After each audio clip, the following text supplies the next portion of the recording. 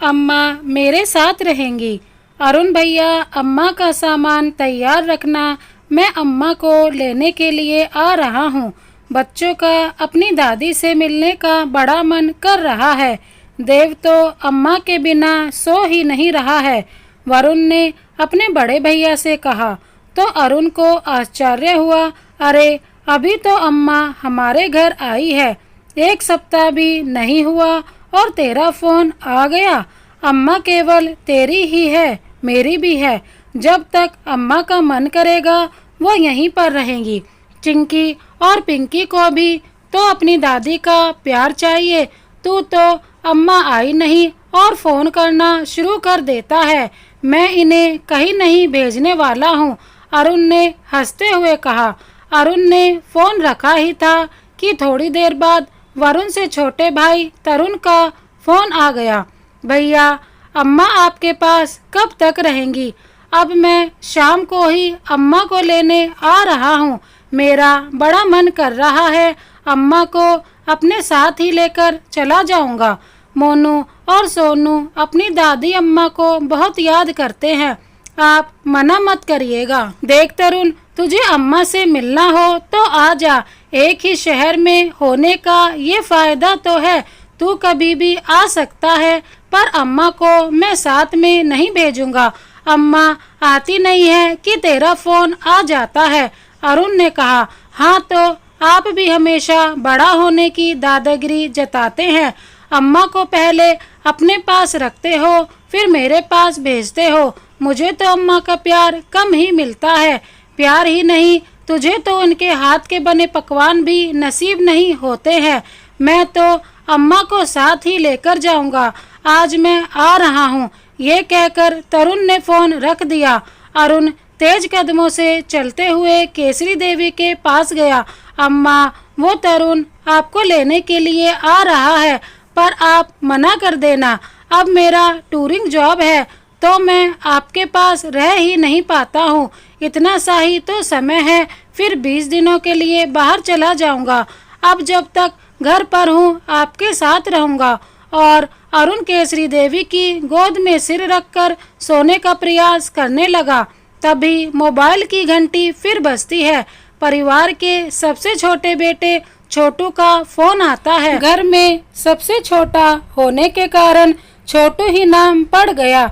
भैया मेरी अम्मा से बात करवाओ, छोटू ने कहा। अच्छा जा, नहीं करवाता। अम्मा से बात करने से पहले तुझे मुझसे बात करनी होगी, अरुण ने मजाकिया लहजे में कहा और फोन केसरी देवी को दे दिया।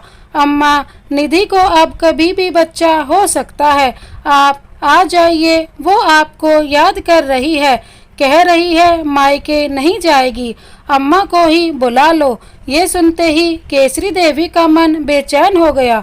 उन्होंने अरुण को आदेश दिया कि वो इसी वक्त कार से छोटू के घर छोड़कर आ जाए। वो तो पत्नी को छोड़कर आ नहीं पाएगा। केसरी देवी तुरंत अपने सबसे छोटे बेटे के घर की ओर चल दी। केसरी देवी 4 बेटों की माँ है। अरुण, वरुण, तरुण और छोटू, चारों बेटे उनसे बहुत प्यार करते हैं। गांव में अच्छी खासी खेती बाड़ी थी। ईश्वर की कृपा से अन्न की कोई कमी ही नहीं थी। चारों बेटों की परवरिश अपने पति मोहनलाल जी के साथ मिलकर की थी। चारों बेटे हीरा थे, तो उन दोनों ने भी कभी बच्चों पर जोर नहीं दिया कि वो गांव की ही खेती बाड़ी संभाले। चारों बेटे पढ़ने में होशियार थे, तो उन्होंने अपनी ही पसंद का करियर चुना।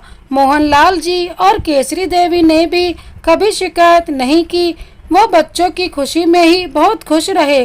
दोनों परिवार तो चला रहे थे, बाकी दान पुण्य भी बहुत करते थे। गरीबों और जरूरतमंदों की मदद करने के लिए उनके हाथ खड़े ही रहते थे। मोहनलाल जी सुबह से शाम खेती बाड़ी संभालते थे। उम्र को देखते हुए उन्होंने खेती बाड़ी करने के लिए काफ़ी लोग लगा रखे थे, ताकि बेरोजगारों को रोजगार मिल सके। बाकी चारों बेटे अपने पैरों पर खड़े थे। गांव की महिलाएं पंचायत तो करती रहती थी कि केसरी देवी के 4 बेटे हैं, पर कोई फायदा नहीं है। एक भी बेटा पास में नहीं रहता है और सेवा नहीं करता है। हमें तो केसरी देवी पर दया आती है। केसरी देवी उनका मुंह बंद कर देती थी। अभी तो हम दोनों स्वस्थ हैं और खुद अपना काम कर रहे हैं।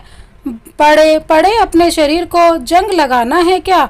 और जब सेवा की बारी आएगी तब भी बेटे सेवा ही कर देंगे। हमें अपने बेटों और संस्कारों पर बहुत भरोसा है। तुम लोग अपने बेटों और घर परिवार को संभालो।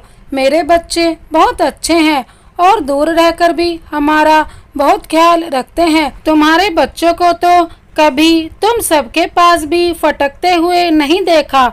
गांव की महिलाओं की बोलती बंद हो जाती थी।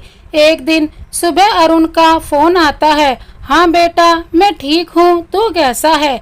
खांसते हुए केसरी देवी कहती हैं और फोन रख देती हैं।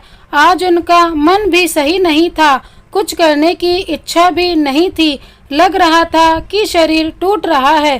3 घंटे बाद घर के आगे कार रुकती है। कार से अरुण और तरुण अपनी पत्नियों के साथ उतरते हैं। अरुण और तरुण दौड़कर अम्मा के पास जाते हैं। अम्मा, आप ठीक तो हो? फोन पर आपके खांसने की आवाज़ सुनाई दी तो चिंता हो गई। वरुण और छोटू तो दूर रहते हैं, तो हमने सोचा हम तो आपके पास में ही हैं, हम अम्मा को देख आते हैं। घर के बाहर खड़ी महिलाओं ने भी सुना। उन्हें भी आश्चर्य हुआ कि हम तो दिनों तक बिस्तर पर बीमार पड़े रहते हैं, पर हमारे बेटे तबीयत तक नहीं पहुँचते। जबकि केसरी देवी के बेटे खांसी की आवाज़ सुनते ही आ गए। बहुओं ने रसोई संभाल ली और 2 दिन बाद वो जब जाने को हुए तो यही बोले, अम्मा, बाबूजी, आप भी साथ में चलिए। यहाँ गांव में हम रह नहीं सकते हैं और आपकी देखभाल नहीं होती है।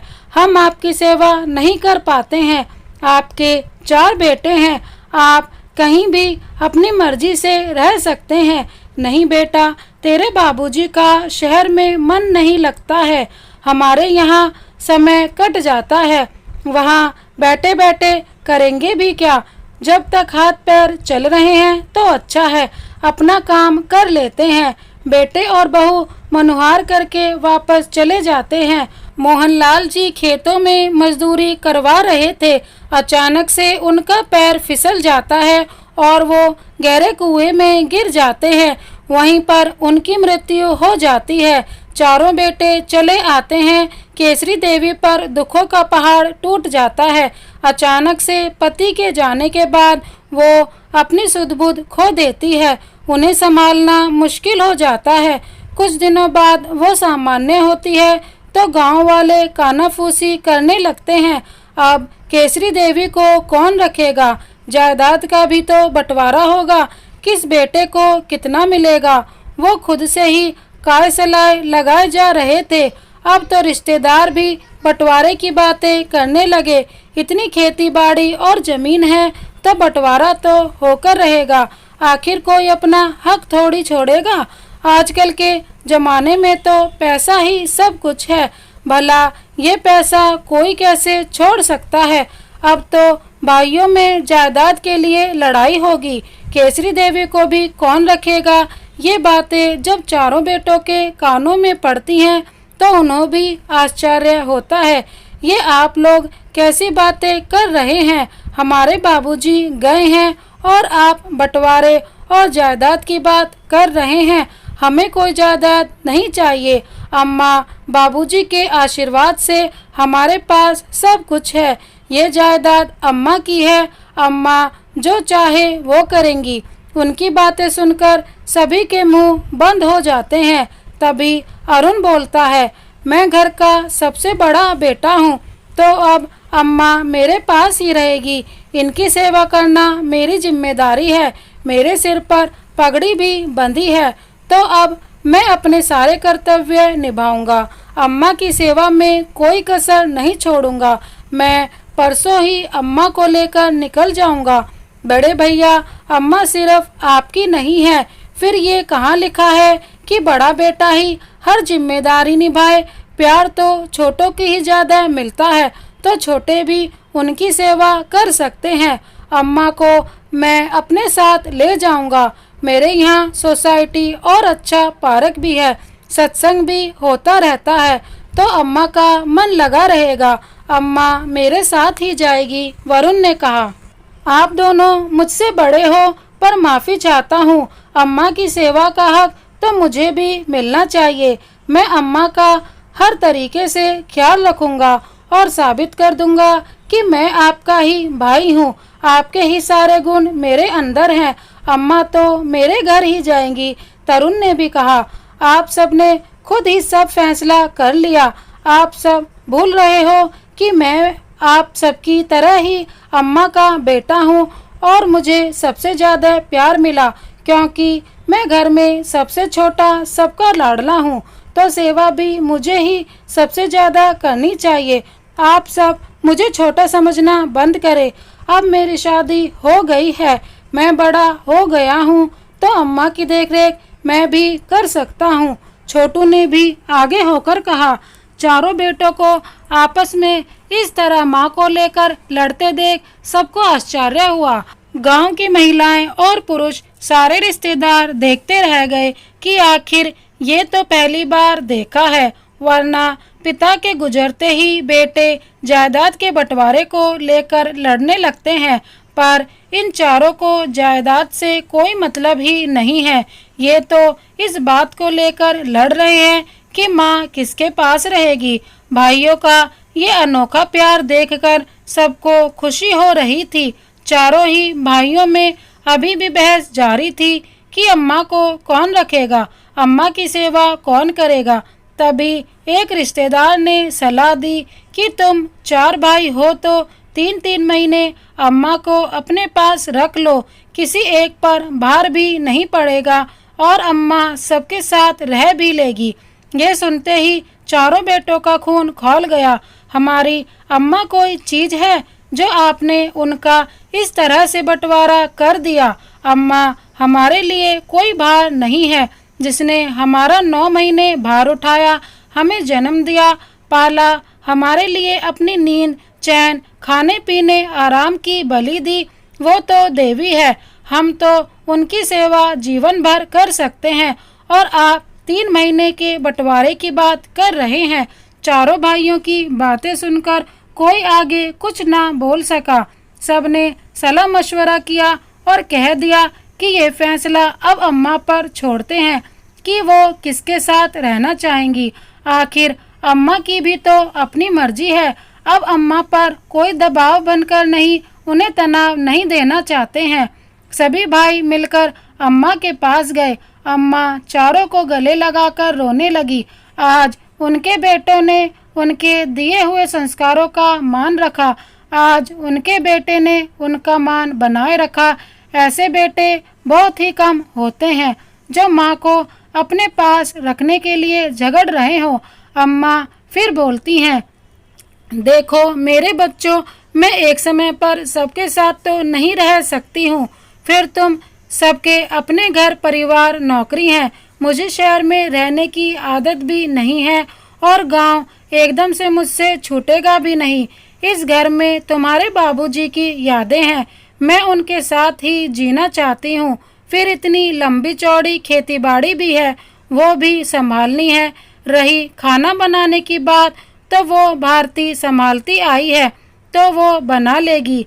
मैं तुम सबके पास आती जाती रहूंगी जब तक शरीर चल रहा है। अच्छा है, जब ज़्यादा बूढ़ी हो जाऊंगी तो तुम सब मिलकर संभाल ही लेना। पर अभी मेरे बूढ़े होने में बहुत समय है। मेरी खांसी की आवाज़ पर मेरे बेटे बहू दौड़कर चले आते हैं, तो मुझे किसी बात की कोई चिंता ही नहीं है। प्रभु नाम का स्मरण करूंगी और अपने दिन बिता लूंगी।